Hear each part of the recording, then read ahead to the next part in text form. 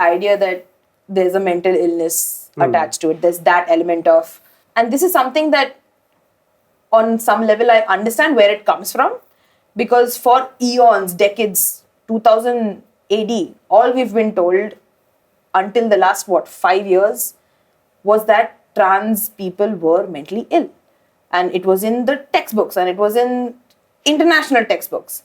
The same loudness with which they told everybody trans people were ill is not the same loudness in which they removed that, I think was the DSM-5, which now has that it's not a mental illness and this is grounds for celebration. But what was that, 4 or 5 years ago? Until that point, this year, if you might know, this year there was a textbook, medical students, still a mental illness apparently. Then they got it removed. The national, yeah, that was this year. That it's wild, but like on one level, I see where it comes from factually. Not that even a bit of it is true, but on the other level, I'm just like so exhausted.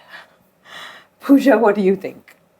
As someone from the mental health community, what do you think? First of all, I think it's important to see science and medicine and psychology and all these fields. Of course, they are all, fields of knowledge. They've existed historically, but it's also important to see them and demystify them as, soldiers or henchmen. They're like bouncers for society, So if society decides X identity is unfit for us, then psychology and medicine does the bouncing of people, So, and how would you do that? You would do with the tools at your disposal. What is at disposal of medicine and psychology? Abnormal, normal wala classification.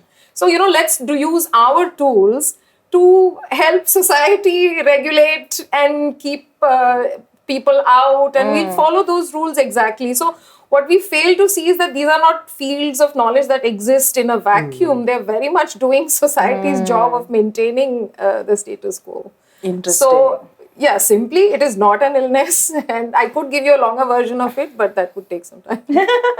But yes, you heard it here first. Transness is not a mental illness. I like how you put it, the bouncing. I mean, look at the power of these institutions. They tell you it's an illness, and all of us are just left trying to fight the institutions rather than saying, what are you saying? Why are you saying it? What is your basis except for society's finicky rules? So I think, you reckon with that power there. I think one more thing is also that we need to realize who are the people in power who are setting these rules and guidelines, right? Since it's not coming from lived experience, it's not coming from queer and trans people, it's bound to happen that, there's going to be a sort of othering of us versus them, and like looking at it from like a very clinical perspective, albeit like abnormal, like you mentioned.